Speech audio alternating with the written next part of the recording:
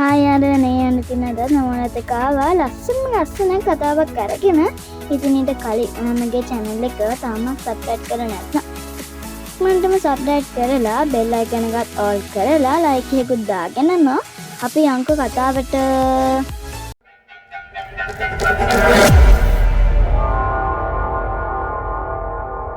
කුඩා කැස්පේවා ටිකෝ යන හරිත ගස් මල් සහ සතුන්ගෙන් වටු ලස්සන වංගු සහිත ගඟක ජීවත් වූ කුඩා කැස්බෑවෙකි.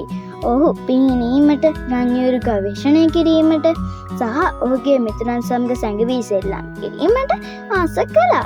ඔහුගේ මිතුරන් වුණේ මාළුවෝ, ගෙම්බෝ සහ කුඩා ජල කුරුල්ලන්. එක් අවසහිත උදෑසනක ටිකෝ කරදරකාරී දෙයක් දැක්කා. ජලය වලාකුළු සහිත සහ අඳුරු බවක් පෙන්වන්නට තිබුණා. ඔහුගේ මිතුරන් කිහිප දෙනෙකු පිහිනීමට රණ්ඩු කරමින් සිටියා.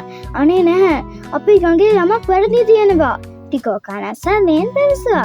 උදව් කිරීමට අදිෂ්ඨාන කරගෙන සිටි ටිකෝ සියලුම ගංගා සතුන් එකට කැඳවුවා. මිත්‍රවරුනි, අපේ ගඟ බේරා ගැනීමට අපි එකට වැඩ කළ යුතුයි. මම කුඩා වුවත් අපට විශාල වෙනසක් කළ හැකියයි මම විශ්වාස කරමි. ඔහු නිර්භීතව පැවසුවා. මාළුවෝ, ගෙම්බෝ පව රැස් වුණා. සියල්ලෝම එකතු වුණා. මාළු කුඩා සෙංගුන් ගෙන යාමට ඔවුන්ගේ බරත් භාවිත කළා.